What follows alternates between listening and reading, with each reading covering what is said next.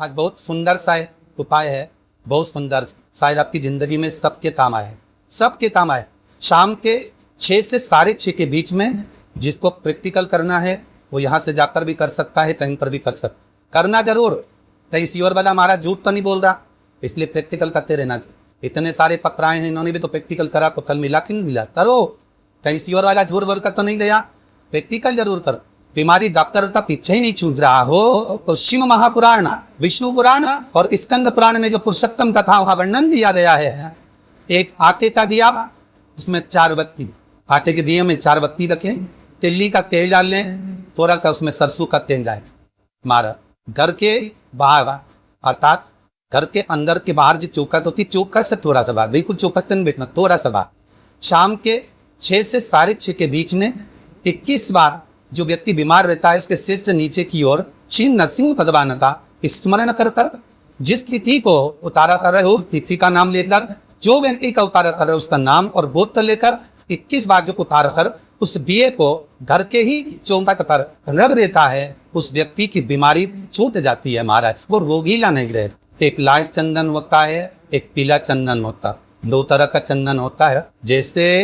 अगर हफ्ते में 1 बार, कितने समय में जम के बोलो जरा, हफ्ते में 1 बार प्रयास करा करो कि लाल चंदन का पानी हम शिव जी को समर्पित कर। और लाल चंदन का पानी अगर शंकर जी को समर्पित कर रहे हो तो शिव मंदिर में चढ़ाने के बाद में थोड़ा सा पानी बचा हुआ किसी बेलपत्री के वृक्ष के नीचे समर्पित कर, किसी भी बेलपत्र के वृक्ष के नीचे लाल चंदन का पानी थोड़ा समर्पित कर। कि जब आप पशुपति व्रत कर रहे हो या कोई नियम धारण कर रहे हो या कोई अपने नियम उठा रखा है और वो कार्य आपका हो ही नहीं रहा, आपने 2 बार पशुपति व्रत कर लिए, आपने ये कर लिया, आपने प्रदोष कर लिया, आपने सोमवार कर लिया, आपने सारे अनुष्ठान कर लिए, बहुत सारे उपाय भी करे तो भी नहीं हो रहा, तो इस बीच वाली पत्ती पर शहद लगाकर बाबा का जो शिवलिंग है उस शिवलिंग को इस पर छुआ दीजिए या उससे चिपका दीजिए और उस पर अपनी हथेली रखें, कामना कर कर वापिस घर पर जाइए। बाबा आपकी वो मुराद शीघ्र 3 महीने के अंदर पूरा कर ही देता है। ये आपको लगता है कि पितृदोष तो हो गया, 1 रुपये कमा रहे, 1.25 रुपये खर्च हो रहा है,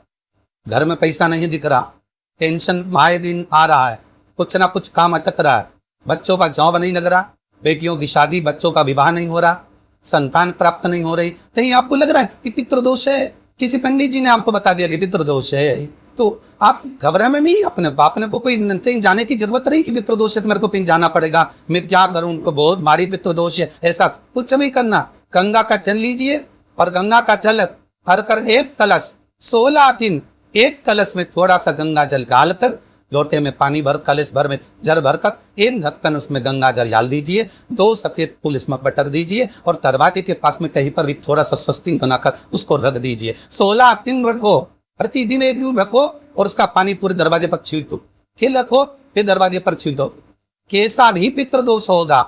गंगा महारानी उस पितृदोष को समाप्त कर देती है जब शिव के साथ निवास है। एक बहुत अच्छी बात और अच्छे से ध्यान करिए, सूखे आम के पत्ते जमीन पर गिर जाए, कैसे पत्ते, आम के जो पत्ते नीचे जमीन पर झरते हैं,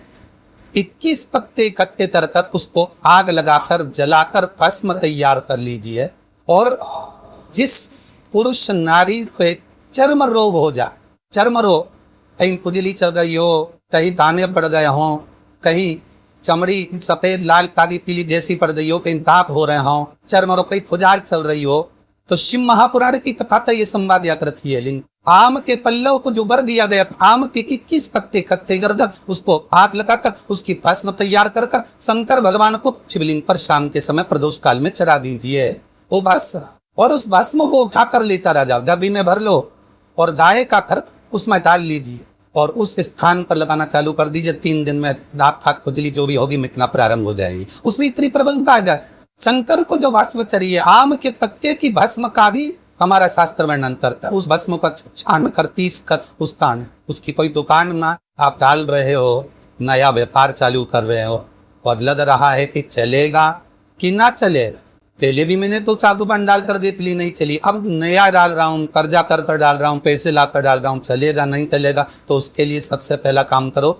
कम से कम दुकान खोलने के 7 दिन पहले आम के पत्ते की बंदरवाल बांध। दुकान का मुहूर्त होने के 7 दिन पहले आम के पत्ते की बंदरवाल बांधो और कहीं आम के पत्ते की भस्म मिल जाए, वही कोई भस्म जो आम के पत्ते की सुखाए, सूखे वाले अलग से तोड़ के मत सुखाना, जो पत्ते नीचे गिरे हों उठाकर सुखाकर,